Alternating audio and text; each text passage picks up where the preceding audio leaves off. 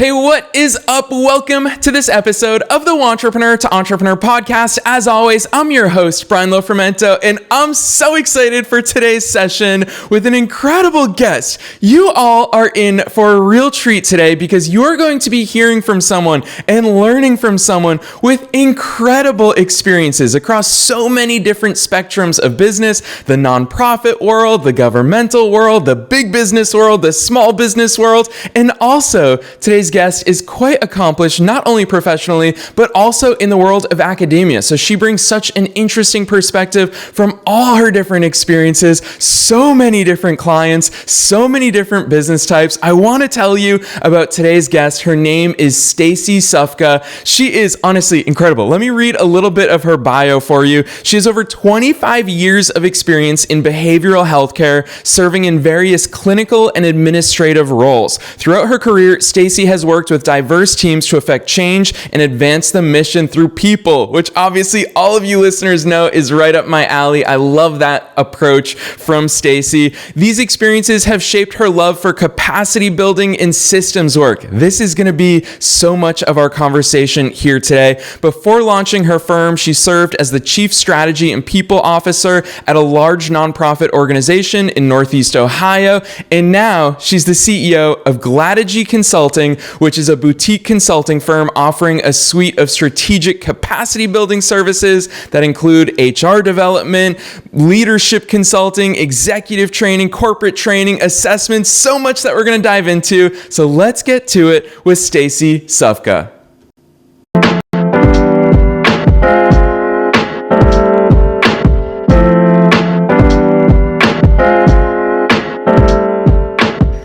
Stacy, my goodness, I could have gone on all day with your incredible bio and all of your accomplishments, but welcome to the Wantrepreneur to Entrepreneur podcast. Thank you for having me. Heck yeah, super excited. And I always ask guests, fill in the gaps because there's so much more I could have said about you just from your bio, but tell listeners, who is Stacy? So I'm a capacity building consultant, and I have a love and a passion for organizational development, using people and their strengths in order to meet the missions of organizations, primarily service organizations that are wanting to make an impact, in their community. And so our goal is to really help them achieve their mission. Yeah, I love that. And the thing that I particularly love about the messaging that I found, obviously I've gone deep down the rabbit hole into how your business operates, and I see so many things that we all inherently understand. We hear from a lot of people, executive and leadership coaching. We hear from a lot of people about corporate training, but I love how you've taken all this and putting it under the umbrella of capacity building. What does capacity building mean to you? Yeah, so it's whatever is needed, to bring an organization to the next level of operation, pragmatic, financial, and organizational maturity in order to help them meet their mission. So whatever is needed for an organization from a maturity perspective in order to help them grow and develop and really meet their mission's promise. Yeah. I guess we're starting out today with a lot of grammar stuff because that's also one thing that was on my list that I want to hear your insights about, because you talk about maturity. And Stacy, I'll tell you this, as the host of the Wantrepreneur to Entrepreneur podcast, as someone who's been an entrepreneur for 15 years now, I've seen the different maturity phases of business. But a lot of our listeners may not necessarily think of their business in terms of maturity and where they are in that maturity cycle. Talk to us about business maturity and why you use that word. How relevant is it, and what does it mean about an organization? I think a lot of organizations that we serve, start off with a really good idea, right? They start off with a purpose. Oftentimes when we're serving non-for-profit, community-based organizations, they really start with a heart. They have a passion for doing something, and they try to use that passion in order to serve the community. On the business side, what happens is that the organization has to go through a phase of really developing out an infrastructure in order to best support the community. And so when we're starting out with an organization, like my own organization, when you start out in an organization, you don't realize how much the business needs in order for it to be successful. the nuts and bolts that are truly needed for a business to be successful. A lot of people want to go into business development. They want to develop their business. They have a passion. And so oftentimes we're for new business owners, we're blindsided by all of that's required, right, in order to help the business run successfully. And so organizations are the same way. They start out with a really good idea. And oftentimes what happens is they get a group of people together, they develop a mission, and they go on to do great work. So capacity building is really about helping these organizations mature. Some organizations do not have policies and procedures. They don't have standard operating procedures. They need things like contracts. They need things like buildings and leases and space, right? And so when you think about that, organizations usually start out small and they start to grow as they gain maturity. And so what happens is we come in, to really help organizations understand where they're at in this life cycle and what they need in order to be successful and sustainable long term. Yeah, I love how even within that answer, you weaved in as well your own business's growth. And that's something that obviously I'm excited to dive into your zone of genius here, but I also want to get the backstory to Gladegy Consulting. And Stacy, you personally, with such a diverse history of experiences academically, professionally, within healthcare, within the nonprofit sphere, I want to hear your backstory. How did you start out as an entrepreneur? Absolutely. So I had been working in a large non-profit organization, and I was part of their C-suite.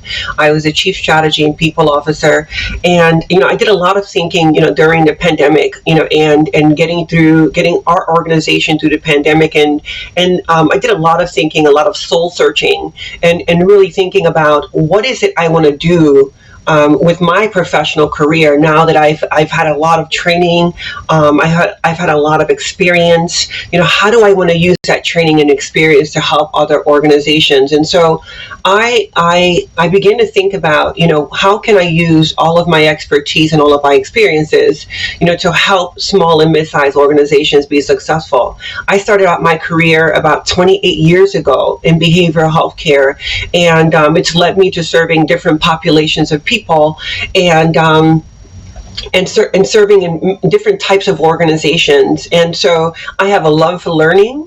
And so, I love to learn. I have been through about 3 graduate degree programs. I have a master's in public affairs and administration.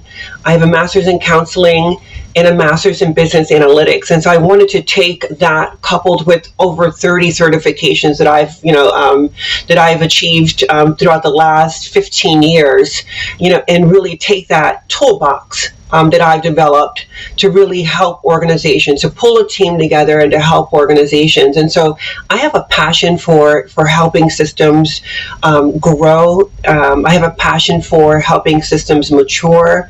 I have a passion for systems. I have a passion for helping systems align with their mission's promise. Going all the way back, into my childhood, I come from a family, who was, scraping to make ends meet. My grandma came, to New York, from Puerto Rico, and she never knew English. I was a first generation college student, and so education was my own way out of poverty. And so my family used a lot of these systems that I work in today, and so it was important for me growing up to be able to strengthen these systems so they can actually meet their mission's promise, so they can actually do what they say they do in the community. Stacy, that is one of my favorite answers in podcast history. It's one that I relate to so much because it echoes so much of my own personal story as well into entrepreneurship. I'm actually getting chills as I'm saying this. My grandmother, just like yours, came to the United States through New York as well, didn't speak a word of English. And you're right, entrepreneurship is the vehicle through which we can exhibit change in all the ways. And it also satisfies that quench for education and non-stop quench for learning new things, which obviously you've exhibited in your academic career as well. But I want to ask you this question because I think it's so fascinating to hear about the nitty-gritty, the mindset stuff that goes through entrepreneurs, particularly at the beginning of their journeys. A lot of listeners are probably thinking, well, Stacy, you're clearly very smart. You're clearly very good at what you do. You're very successful in your career as a former C-level executive. It must have been easy to start your business, right? And as an entrepreneur, I know that there's so much more to that. Take us back to that mindset stuff that you were going through as you started. It's never easy. We have great ideas. And just like many organizations, my organization experienced the same thing, right? My company experienced the same thing. We're talking about developing strategy, putting something on paper. But that's just the beginning of it, right? Implementing that strategy and growing your company is a whole different task, And so it's so important. I think as a business owner, for me to sort of really appreciate, what I had to put into the company, right, in order to help it be successful. I would tell you that I never knew, I never knew going into this that I would have to sort of really learn marketing. I would have to learn a little bit about videography. I would have to be very, very good at writing descriptions of my services. I had to get an attorney, right, in order to help me with my business. I had to get an accountant to help me with my business. And then I also had to get help, right? Working in and on the business could be a recipe for burnout. So it's important for me to get the support that I need in order to best serve my clients. And so it's never easy. But what I do think, it's not for the faint at heart. But I will say it is absolutely for people who are okay with ambiguity, and also okay with putting in a lot of work and commitment in order to see their goal come to fruition. Yeah, it's something that we talk about so much here on this podcast, which is when you're employed, you are a practitioner. If you are a physical therapist, for example, when you're employed by a company, you are a physical therapist by day and by night. But when you're an entrepreneur, even if you're a physical therapist, now you're a copywriter, now you're a marketer, now you are the head of your finance department. You are all of these things. So I love that insight. I gotta ask you this though, Stacy, because you have experience not only with your client roster, but also in your working history across so many different industries and so many different spectrums and types of businesses, nonprofits, governmental stuff, big business, small business. What's the difference between all those? Because you already talked about getting down to the nuts and bolts of what matters when it comes to business growth. I'm curious to hear your perspective on the similarities and differences across all those different types of businesses. Yeah, it's so interesting you say that because, I thought I would get that question today as well. And because I worked with such a diverse range of companies. And I would say, I really don't see too many differences. And because we're in the business of really helping the organization meet its goals, and oftentimes we're working with organizations who are trying to create some type of value. And they're trying to create some type of value, and they need people in order to execute on that strategy. And so our my work really brings me to different organizations, and I see a lot of similarities in the work. A lot of my people work is the same, and I will say that is wherever you have people, you're going to have similar issues, and so what I try not to really think about the industry that way. I try to think about, what problem are we trying to solve, and making sure that I'm aligning the right resources in order to help the company solve that problem. Now, they may be different because they're structured differently, right? They may have a different mindset. They may have, some of their profit may be handled differently. Some of it goes back into the company, others go to shareholders, right? And so I think those are the differences. Oftentimes there is a different mindset, when it comes to, the mission or the purpose of why they're doing what they're doing. A lot of that, it really comes to life, in non-for-profit organizations who are really mission driven, right? And so a lot of funders today are really wanting them to hone in on their data and to really describe the value they're creating in the community. And so non-for-profits traditionally has been used to telling a mission story. story. And now, they're being asked to tell the story with their data, to tell how they're actually adding value in the lives of the people they serve. And so I find that, non-for-profits are also sort of shifting, to becoming a little more data informed. And so we're helping with that process as well. But I would say, I've been working with people my entire career. I take that learning, that counseling work, that psychology work, that social science work, that data work into the work that we do, in order for us to create solutions for our clients. And I would say that our clients, whether they have a mission or purpose, they're usually trying to achieve some kind of goal in order to create value. Yeah, that right there, I think it's such a brilliant way to identify that pattern across all businesses. Every business, even not-for-profits, it's about, or I would actually say especially not-for-profits, it's all about creating value. That's what we're all here to do. And the one thing that I think is really revealing in your approach, and I'm going to call it out for all listeners to go back and listen to your answer there, is that you guys, you'll hear how Stacy specifically says, we are solving problems. And the first step to figuring out how to solve a problem is to first identify and understand the problem.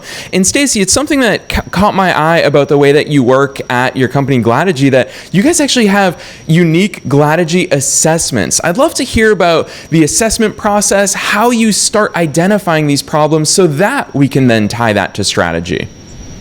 Absolutely. So we have about 13 right now, 13 assessments that we offer. We offer assessments at the individual, at the team level, and at the organizational level. And so we leverage these assessments in order to help us achieve our goals on a project. And so perhaps, we're working with an organization that is wanting to, become more, they wanted to become more aligned and more collaborative. We may use an assessment for their teams to help them understand the strengths and the weaknesses on the teams. We have assessments, for leaders who want to become, more emotionally intelligent. They want to be able to increase their capacity with emotional intelligence on their leadership teams. And so we have assessments at the individual level that really help us understand where the leader is at and as it relates to emotional intelligence. And so we do somewhat of a gap analysis for that leader, and we also help develop goals for that leader in order to help them become more emotionally intelligent. So we have organizational assessments, so high-level organizational assessments for the organizations. We have an equity, diversity, and inclusion assessment for organizations. We have an employee experience assessment. We have board self-assessment, board of directors self-assessments. So we have about 13 assessments that we use to really help organizations to examine, where they're at, whether it's at the individual, team, or organizational level, and help them set goals in order to build their capacity and do great work.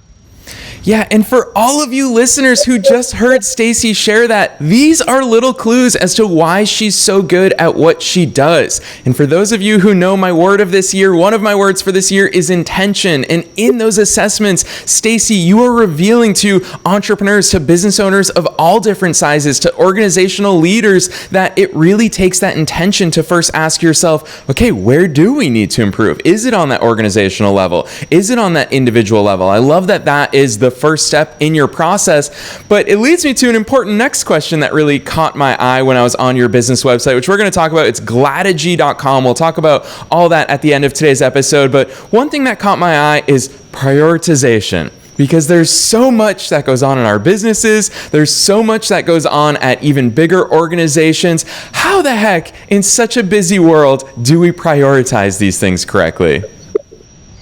Yeah, I think it's important for anyone, whether it's a small business, a larger organization, to really set their priorities and to really make sure that what they're trying to accomplish is sustainable and that it's achievable. And so I like to prioritize. I like to manage my time, effectively. And so I'm always thinking through, what do I need to accomplish today? What can I leave till tomorrow? and then what is long term. So I like to help organizations. I like to help my clients establish short, intermediate, and long term goals, right? In order for them to sort of best prioritize their time and resources. And so there's a lot going on with organizations. They have many different priorities. And so we know that. So we come in as an extra set of hands, to really help the organizations to prioritize and to brainstorm ways that they can be most effective with the resources they have, no matter what size organization they are. Yeah, and the thing I love about that answer, and so many of your answers, is that always comes back to that last point that you made, which is it doesn't matter what size you are, all of these things are important, literally from day one. I'll never forget my first 6 months as an entrepreneur. I made $200 in my first 6 months as an entrepreneur. I was 19 years old, and I felt like I was on top of the world. And then as I grew 6-figure businesses, as I grew 7-figure businesses, it really taught me the importance of all of these foundational elements all along the way, no matter what stage you're at, which, Stacy, leads me to a question that I've been dying to ask you. I think you're going to have a really interesting perspective on this, and that is leadership coaching. You focus so much on leadership coaching. What has surprised you, either as you've worked with leaders of different organizations or as you've stepped into a new leadership role with your own business as the CEO of Gladegy? What really stands out to you in the needs that we need to focus on as leaders in our own businesses? Yeah, I think this is a very interesting time for leaders, and I would say that leaders are people, right? I mean, they're just as human as everyone else. And I remember just sitting, on the C-suite, in my last role, and thinking to myself, okay, how are we going to get through this pandemic? Right. So there's a lot of fear at the top. There's a lot of isolation at the top as well. We're charged with having all of the answers, and oftentimes it keeps us up at night. And so what happens with leaders as well is that they really need to lean on emotional intelligence, right? During these times, because it can feel like they're in a pressure chamber. I mean, the economy is sort of wavering, right? We're sort of having issues with the economy right now. The job market, right? We're talking about staffing for leaders. They're having a lot of staffing issues, so there can be a lot of pressure at the top. And I think that leaning into those skills, those capabilities that they develop, as good leaders, will be able to help them to really navigate, these waters, that are unpredictable right now.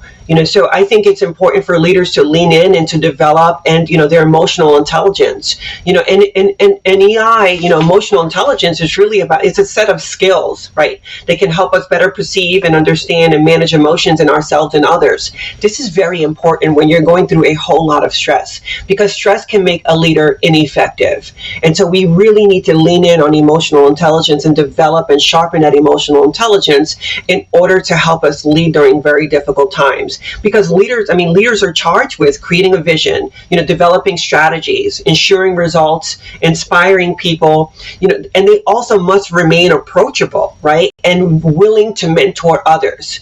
So how do you do that when we have so much responsibility, so much ambiguity, and so much stress? I like to work with leaders who understand that emotional intelligence is their way to becoming an effective leader. Yeah, now we're getting into some really awesome stuff, Stacy. And I know that you do approach this from also the psychological background perspective. Let's dive a little bit deeper into EQ, because I don't think we talk about this enough in the world of entrepreneurship. Emotional intelligence. And it's fun for me to hear this, because as someone who loves reading about this stuff, to hear you say this is something we can actively work on, part of me is like, wow, we need to make it a part of our weeks, our months, our years as entrepreneurs to be more effective leaders. What does that look like to improve upon and sharpen our EQ skills? Absolutely. Oftentimes, it's really understanding. I think it's understanding. What is it like? What is emotional intelligence, right? And so when you think about emotional intelligence, it's really about self-awareness, right? It's a set of skills that help us better perceive and understand and manage our emotions in ourselves and others. But so it's really about self-awareness and awareness of others. Showing up. How do you show up authentically, right? I mean, how do you show up, in a very authentic way? How do you manage your emotions, right, in a way that'll help you be most effective? that you can show up authentically and be your true self, right? And then also, how do you manage your emotions, right? When you're going through very difficult times, right?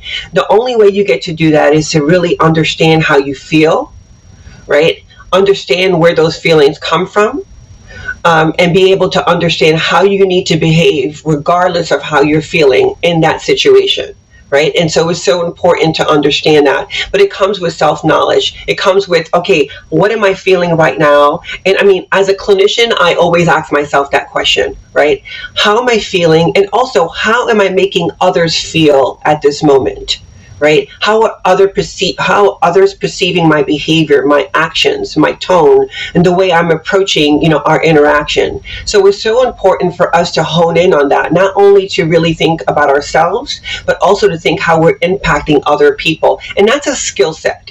Right? That's really a skill set, to really examine yourself, in some way, critically, to really examine yourself critically and to say, hey, how am I coming off? How is this next person perceiving, my body language, what I'm saying to them, and then taking that information and also making decisions around how we're going to behave or the decisions that we're going to make, right? And so emotional intelligence, it really anchors us, right? It anchors us. You can tell when a person's emotionally intelligent because, they're open to, to learning about themselves. They're really open to learning about other people, right? Acknowledging the way other people feel, and acknowledging the way they're making other people feel, and then showing up authentically, right? And that means being very open with other people. You can tell when a person's not authentic, and you can tell when a person's closed off to other people, and they may even seem a little unapproachable. But people with a high level of emotional intelligence are very open, right? And they're very welcoming. They're not guarded. They know themselves. And I like to say they almost feel like non-nuanced. I love that insight there, especially, you're right, with that clinical background into that answer. And for all of you entrepreneurs and entrepreneurs who are listening to all this stuff that Stacy's talking about, it's easy to get caught up in our own little worlds. And it's easy to get caught up in the fact that we are entrepreneurs and we are doing this ourselves. But you just heard Stacy talk about it, whether it's with your team, if you're outsourcing work, if you're hiring people, or even with your clients, every single email that you send is leaving little traces of all of these traits that Stacy just talked about. I can tell immediately, as a podcast host who interacts with a lot of entrepreneurs at all different levels, I can always see from the way they write their emails even what their energy is like, what it would be like to work with them, what it would be like to have a conversation with them. So I love those insights, Stacy. Let me ask you this, because there's obviously so much that we've talked about in today's episode, and I think we could go all day long on this episode, but as we're coming to the end of it, what sort of actionable things do you want entrepreneurs and entrepreneurs to take away from this? Because there's so much to focus on as we grow our business. So much of what we talked about today is that people aspect, whether it's people you hire or you yourself as a person running a business. What are some of these actions that you wish more entrepreneurs would take in their growth journeys? I would say, to really anchor themselves in purpose. I think it's so important to really anchor yourself in purpose and to really understand what problem you're trying to solve. Now, that may evolve over time because I've worked in many organizations, and every business has a life cycle, and problems are always there, right? And so they may be different problems next year than they are today. But to really, I would say, what I want entrepreneurs to take away is that, one, you're not alone. So really find your community, right? Two would be to really build, I would say organically, build ambassadors for your business, people who are going to support your business. And three, I would say, it's interesting, right? Because I have something on my wall and I read it every morning. I read this every single morning because I like to be anchored in purpose. I like to do purpose-driven work. And so for me, it's so important. It's interesting because on my wall, right, I have fear is not going where I am going, right? I also have you are enough. Another affirmation that I like to tell myself is you are enough. But there are three things that I live by, and that is I redirect my energy towards action. Sometimes you can just start to think about sort of like, and think about where your business is at and think too much, right? So I would say redirect your energy towards action, right? I would say tap into unrealized resources, and also pour all you have into what you're doing. Right. And I say that because, people are looking, as a small business, when you launch, people are looking at you and they want to see if you're going to be consistent. Right. It's so important that you remain consistent, in your entrepreneurial journey, because people are watching you.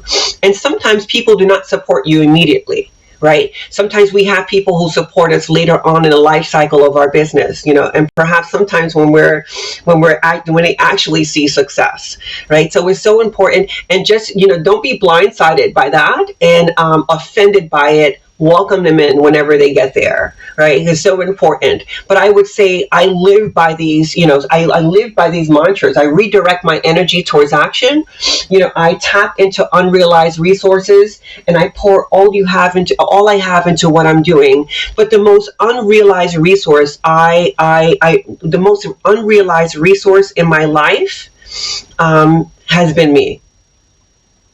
I realized that my career and my academic accomplishments and all of my training, and my personality has given me all I needed to be a successful entrepreneur.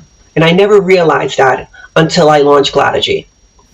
Whoa, Stacy, I always wonder what I'm going to get out of guests when I ask these broad questions right at the end of our interview, really open-ended to see where they're going to take them. And you just showed the power of intentionality, the power of affirmations, because you just dropped so many knowledge bombs on all of our listeners right then and there. And one thing that I don't want to go unnoticed, I want all of you listeners, for real, I recommend listen to Stacy's answer to that question again, because you're going to hear her affirmations. But one thing I don't want to go unnoticed is when she said, you're always going to have problems in your business. Those problems may change over time, but you're going to have to get used to solving those problems. And it's something that I've personally seen firsthand at all different business stages, all different business life cycles. You're always going to have those, which I think a common misconception is so many entrepreneurs think, oh, well, when I get, to 10 clients, I'm not going to have these problems anymore. You're right, but you're going to have a whole new set of problems. So, Stacy, I love that insight into there. Anything that you want to add to that?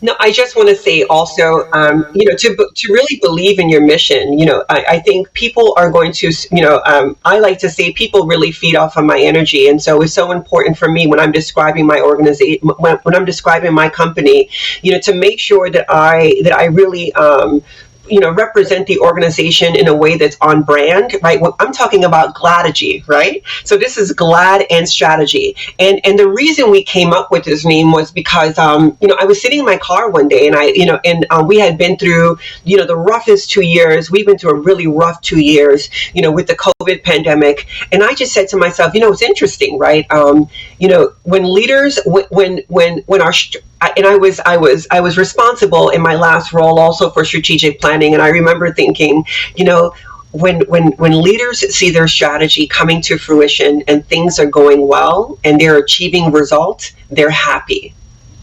And when they do not see results of their strategy, they're not so happy. And so I want to create that happiness for leaders, so it was very important for me, when I was developing this company, to make sure that I'm also evoking feelings in leaders, right? It's connecting to that feeling that we get, when things are working out really well. When we had C-suite meetings, and our executive cabinet meetings, when we had those meetings and our strategy was going well, we would pass around chocolates, we would be very happy. And when things are not working out so well, and and that happened a lot through the pandemic, when things are not working out as planned, we were really not so happy. So I would say that, when you're describing your business, not only to talk about the problem that you're trying to solve for a company, but also make sure that your energy and your messaging, and that everything is on brand, right? So that you are seen as someone who's very consistent with everything that you do. Yeah, I love hearing how you came up with your brand name. And obviously, I love the way that your brand shows up in the world, which leads us right into towards the end of today's episode. I'm excited for you to tell listeners where they can learn more about you and Gladegy Consulting. I'm going to drop the link right here as well, gladegy.com, which I'll reiterate in a second. But Stacy, take this time to tell listeners where they should be following you and how to find your business. Absolutely. So I am on LinkedIn. I'm on Stacy Sufka, and we have a LinkedIn page for Gladegy Consulting. And please come learn more about our 4 service lines. We have Gladegy Consulting, Gladegy Coaching, Gladegy Training, and Gladegy Assessment at www.gladegy.com. www.gladegy.com. All right, I love it. And for all of you listeners who are on the go, you do not have to try to remember the link, although it is very easy. It is where Glad meets strategy. It's gladegy.com. We'll also put that in the show notes, wherever it is that you're tuning into today's episode. Otherwise, Stacy, thank you so much for being a wealth of knowledge and coming on the show to share it with our audience. Absolutely. Thank you for having me.